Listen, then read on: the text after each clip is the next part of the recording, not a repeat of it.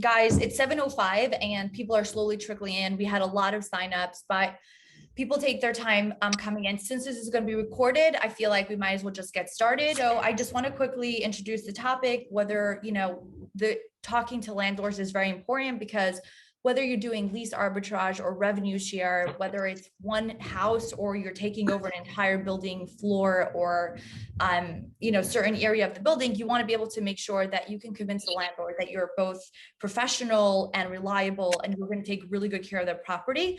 And so as you get into this business, it's very important to be able to showcase yourself in the best possible way.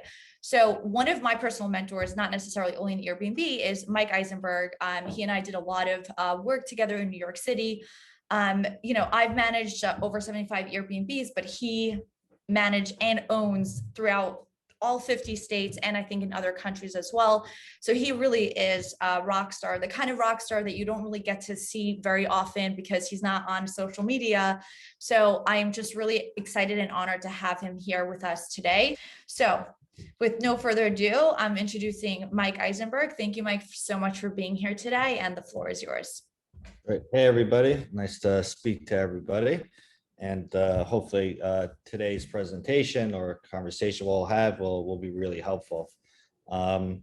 So I think it's always on people's mind, and like, how do you kind of acquire units, and what can you do to give off like a really good impression so that landlords will give you units to rent out, especially in cities where, let's say, for example, like New York, where it might even be frowned upon to do sort of Airbnb because of the negative connotations.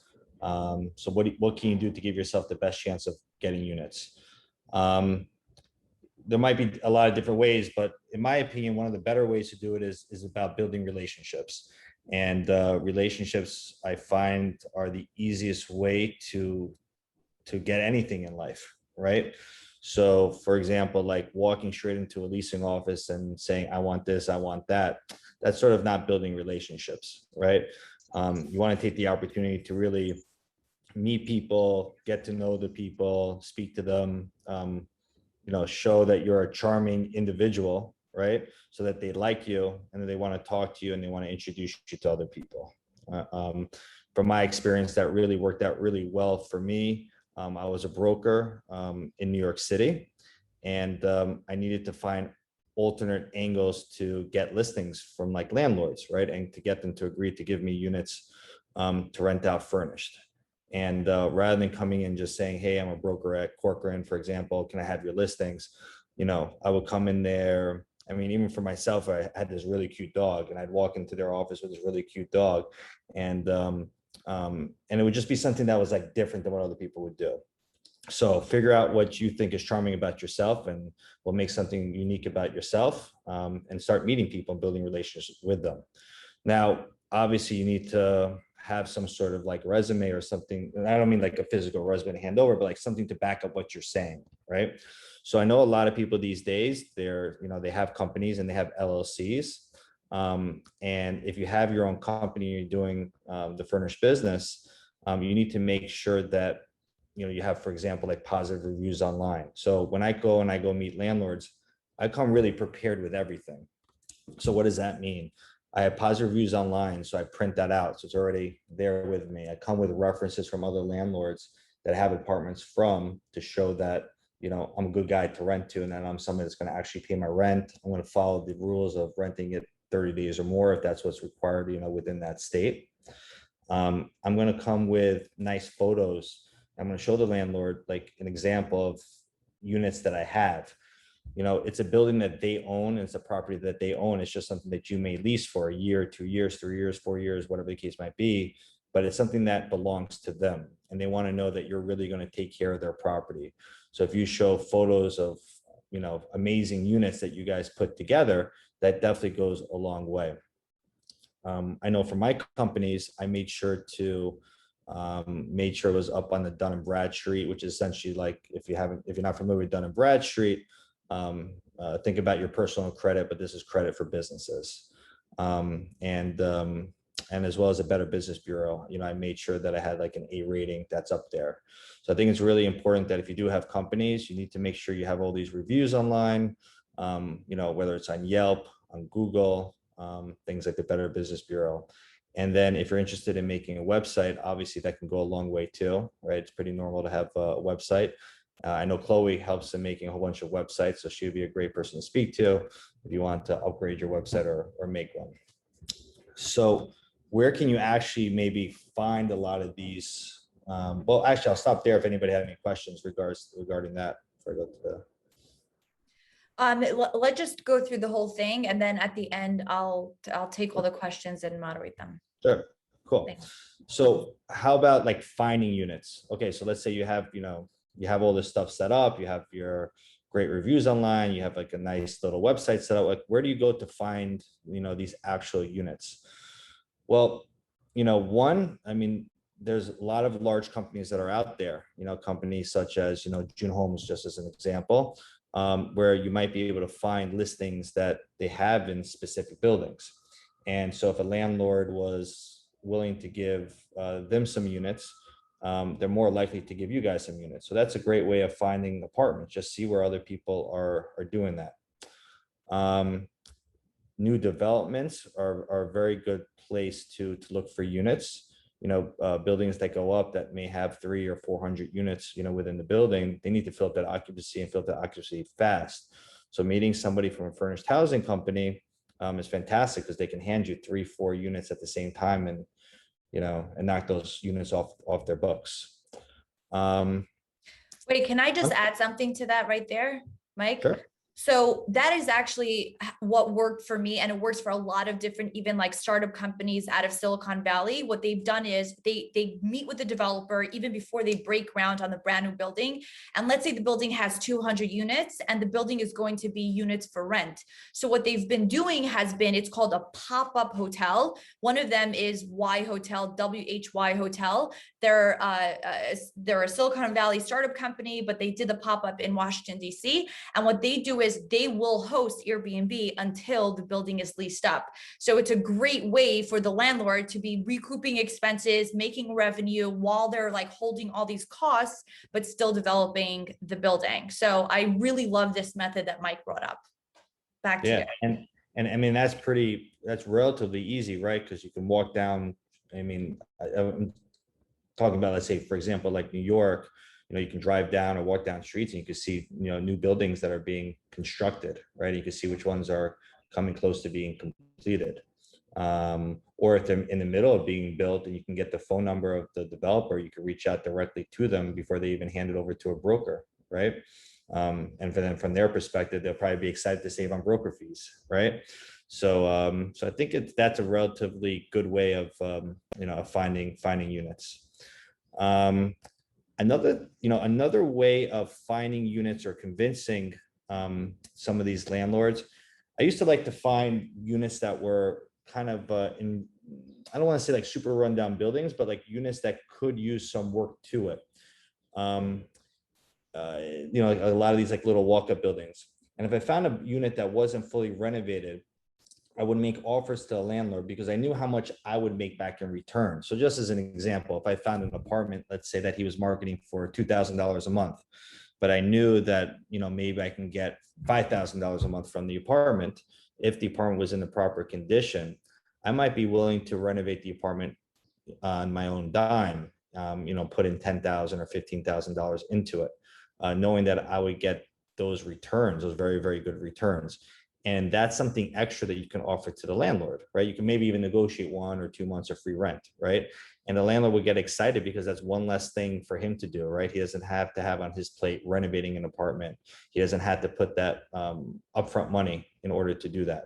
And so that was another way that I would convince, landlords to give me properties. And it was good for me because once the place was renovated, I was able to cash flow, at really, really good numbers.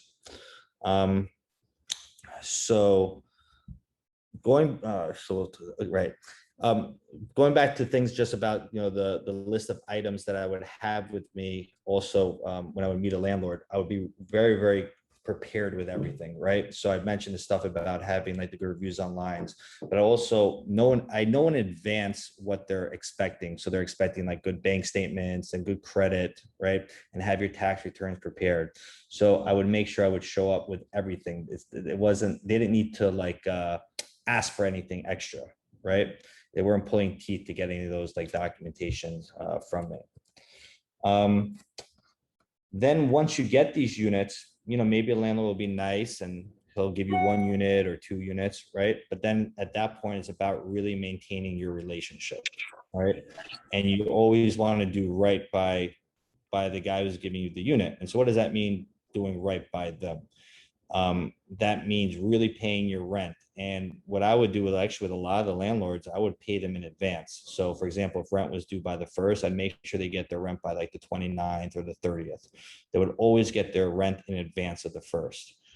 A lot of these landlords, even though we think of landlords as super wealthy individuals, and many of them are extremely wealthy, not all of them are as wealthy as you think. And so when they see that money hitting their account, they love it, right?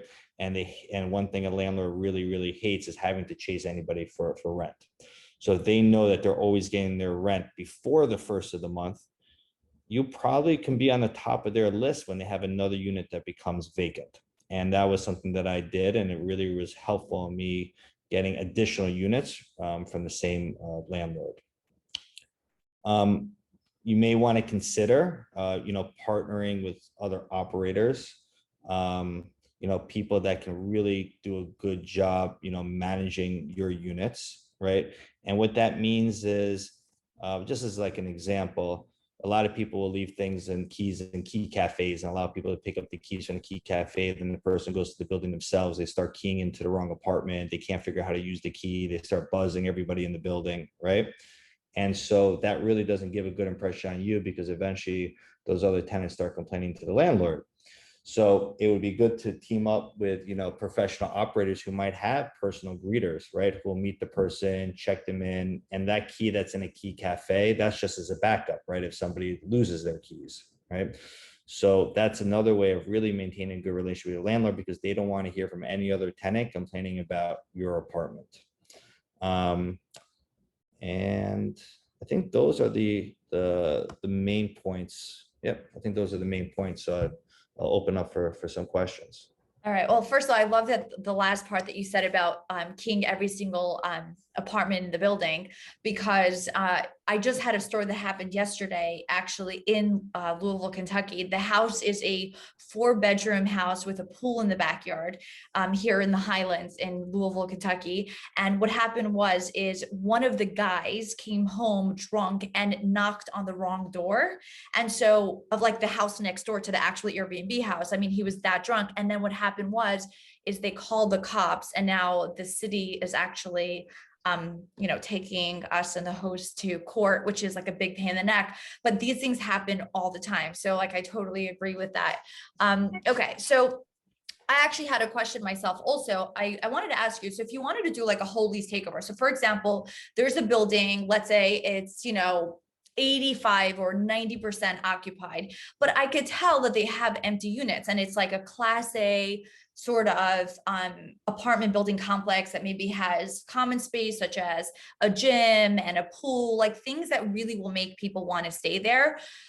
So let's say I want to take over like all 10 units. Now, when I go to the management office, so I love the idea that you say like even print it out, because sometimes they're so old school, it's better not to show anything online. Like go to the office, print out, this is my website, this is my business card, these are like my reviews, whatever it is. But would you negotiate, let's say for all, like say I'll take 25, let's say it's $1,000 per apartment. Will you try to negotiate to get it for like $850 an apartment and take, let's say all 25 of them? Or would you 25%, not 25 units, or would you pay market value, or maybe even pay like above market value? Or like, would you start off by saying, give me 2, let me prove myself, and then take all? But like, what do you do about the rents? Do you negotiate that, or do you give them what they want?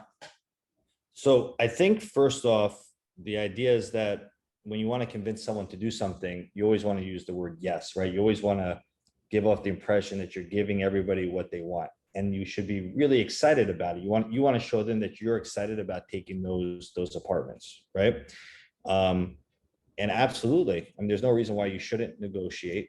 I just recently took 4 units in a building down in Florida, and I negotiated for those 4 units. I mean, there was no reason not to, even though the market's hot down here. If I'm taking 4 units off someone's hands, relatively quickly, There's no reason why they shouldn't give me a discount. So absolutely, you should negotiate it.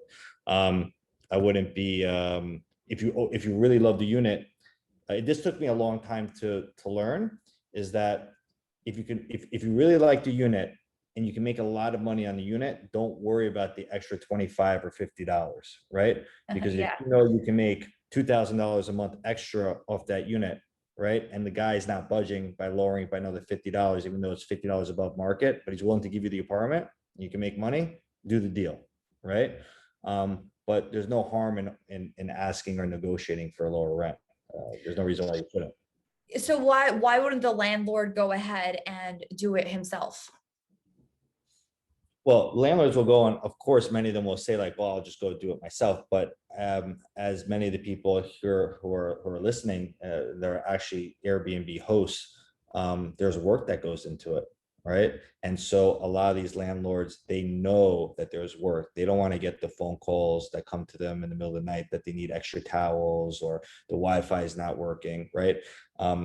These landlords are in a different position. Their goal is to continue to purchase buildings, right? And they know this whole Airbnb is a lot of work. So I don't think they have much interest in doing it. Okay.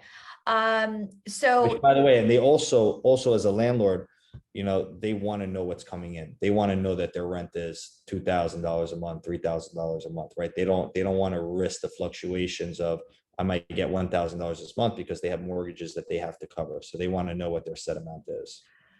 So that brings me actually to my next question, which I was actually going to ask Leslie's next, but I wanted to get this because it reminds me of it. Do you recommend for building takeovers, not like individual homes, do you recommend lease arbitrage or revenue share? Lease arbitrage is just, I pay you $1,000 a month, they get $1,000 a month every month, whether you make 500 more or 6,000 more, it's yours. And revenue share is more like a 60-40 split, 20-20, or whatever it is. What do you usually recommend? Well, I mean, I think it depends what the financial position that you're in, right? So when you do a revenue share, which is awesome and it's amazing because you don't really have to come out of pocket any money.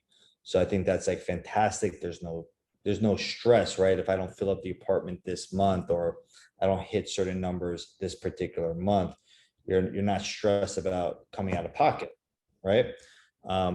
I think though, if you do have the money to pay the rent on the units and the units are really good and you're right, and you're going to make a big spread. So for example, your rent's $1,000, but you know that the apartment's going to bring in $3,500. So you're going to make a good spread of $2,000 or $2,500. You may not want to share that with the landlord, right? So I don't want to say that one is better than the other. I think it just depends on your financial situation. Okay. And then can you try to convince the landlords to pay for furniture, or do you do that out of pocket? So good question. You can definitely convince. One of the hurdles, right, I guess, of doing the the profit share model, right, is that you don't want to pay for the furniture, right? And the landlord is not really familiar with this business as well, right? So it is a challenge to get a landlord to pay for furniture, but if you capture them at the right moment, it's possible. So for example, during this time when we had COVID that happened, and a lot of tenants were not renewing their leases, and a lot of these landlords were sitting vacant with their units, there were a number of landlords that were willing to pay for the furniture that I put into that apartment. So if you capture them at the right time, they will be willing to pay for that furniture. Got it. Very interesting. So I do have another question about maintenance from Winston, but I want to go in order of the question. So Leslie asks, she's asking about short-term rental contracts, but before we get into like where to find the contracts, I kind of want to ask you, what are like the top couple of things that you need to have in the contract that maybe you find a standard template somewhere, but like you learned from your experience doing this for over a decade? What are some things that you wish you put in the contract and that we should all make sure we have in our contracts now? Yeah, no, absolutely. First, I think you make a very, very good point.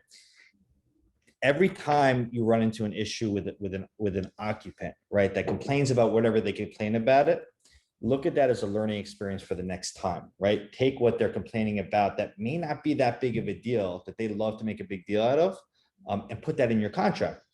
So some things that I had put in there was, sometimes, for example, like internet service as an example, it's out of your control if it goes down, if they're doing some sort of construction right outside, right?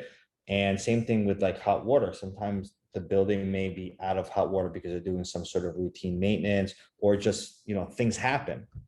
So I added those into my contract that says like if the Wi-Fi goes down, there's no refund because of that. Or maybe you could put like a max of what you would pay, whatever it's $50 a month. So let's call it like $1.50 a day, right? Worth of Wi-Fi.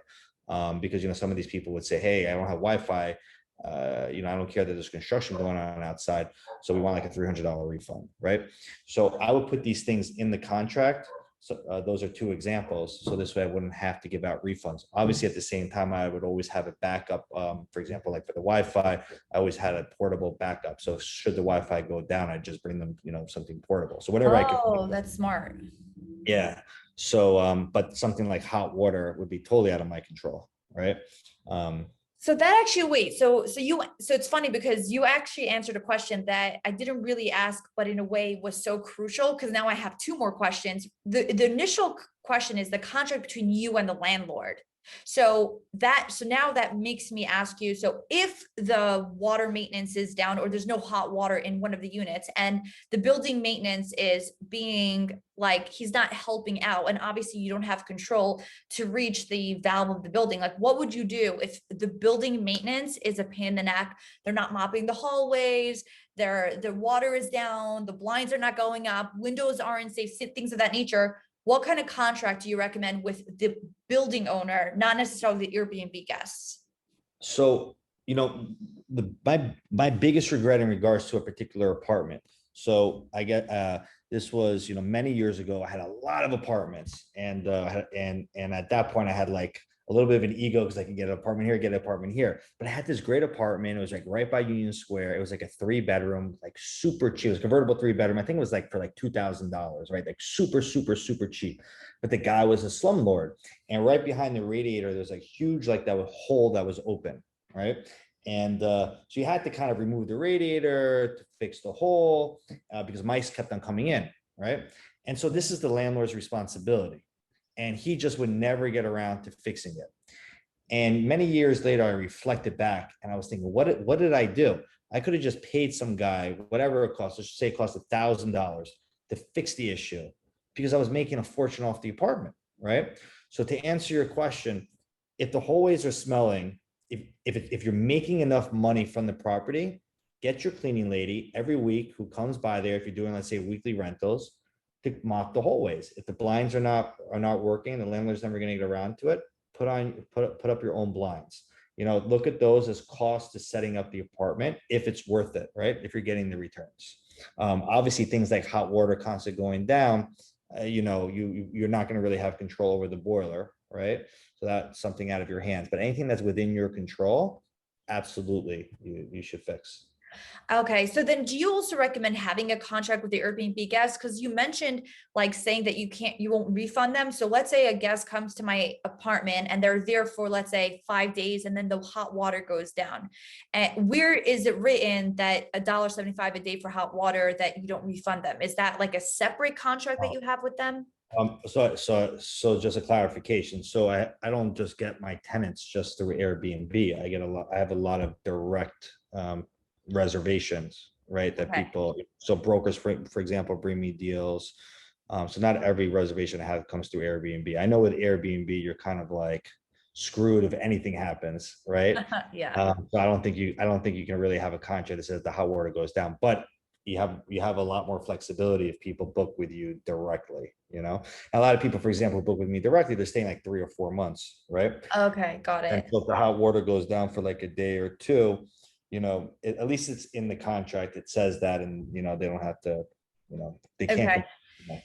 Is there any place that you have like a standardized place for contracts? Because I mean, I have contracts that I've used in New York, and I'm more than happy to throw them up on my website if anyone wants to download them. But like, is there a place where there's standardized contracts for this that you recommend, Mike?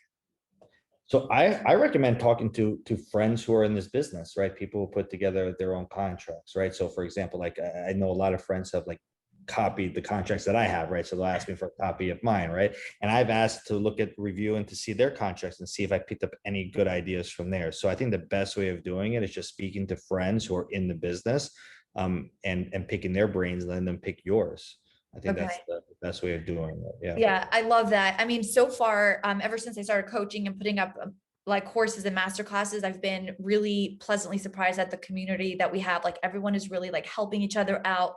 Everyone's doing different methods. It's really, really kind of beautiful. So that was a good answer. Okay, so another question is Airbnb arbitrage legal in all states? So the answer is no, Noreen, but she lives in Boston. So I know that this is going to be a live video, so we can't really talk about how to do Airbnb in states that it's illegal, but there are workarounds such as 30 days or more, or if it's owner occupied.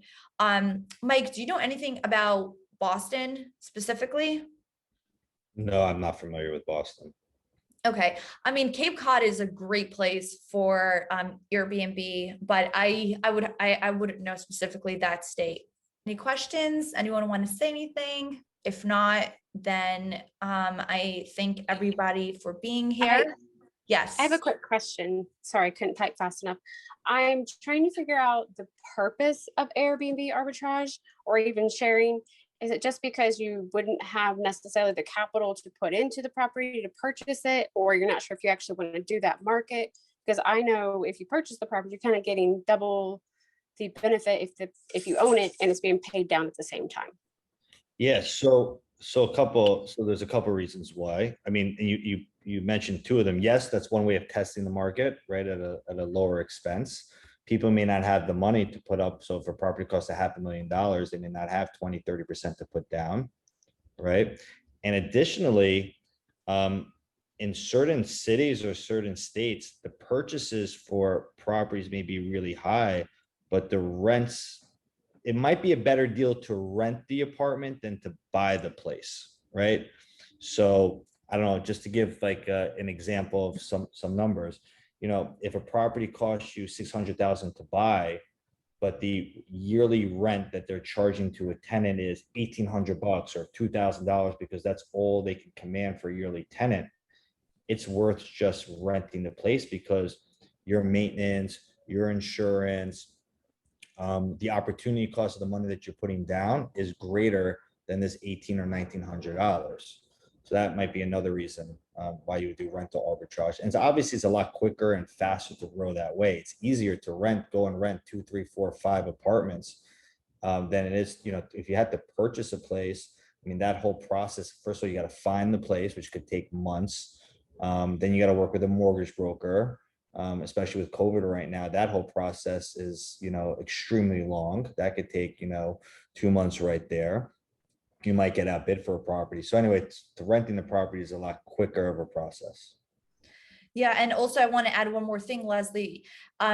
There's like a few different, I don't know what state you're in, but every state has their own data. So if you haven't seen any of my videos about data science and how to utilize it, you can use MashVisor or AirDNA. But where I am in particular, studio 1 bedrooms do really well, and then 4 or 5 plus bedrooms that are luxury do extremely well. So you can buy a 5-bedroom home and make 20,000 a month, as opposed to doing a bunch of 1 or 2 bedrooms. So let's say, for example, piggybacking off what Mike said, you know, 4 or 5-bedroom home with a pool, it could cost you upwards, you know, close to $1 million, 500,000 and up. But another thing that revenue share does really well is if you don't have cash flow right now and you want to get started, you could go to someone with a 4 or 5-bedroom home and say, listen, either A, you're already doing Airbnb, but your pictures aren't great and your furniture is not that nice. Well, don't say it like that. And say, well, I will help you with your property management and I will help you do this as a revenue share model with you, because they don't want to be cut out of the deal necessarily, because this is an individual home. If it's a full building and there is 25% vacancy, they don't, like Mike said, they don't want to have anything to do with it. You do it, pay them the rent, they want their rent, that's it. But if it's, let's say, an individual home and the homeowner actually really cares about this property, doing a revenue share sometimes is helpful, because then you're working with them. They feel like it's a partnership. They're less afraid, because if you've ever tried to buy or sell a home, people get very emotional about the process, and it's not always easy for individual homes, especially luxury homes, to just hand it over. So for those reasons, I've sometimes approached the luxury homes as a revenue share instead of an arbitrage. I thank everyone for being here. If there's any last questions, throw it into the comments on the YouTube page, and you can rewatch it there and take notes. All right. Thanks, everyone. Take care. Bye.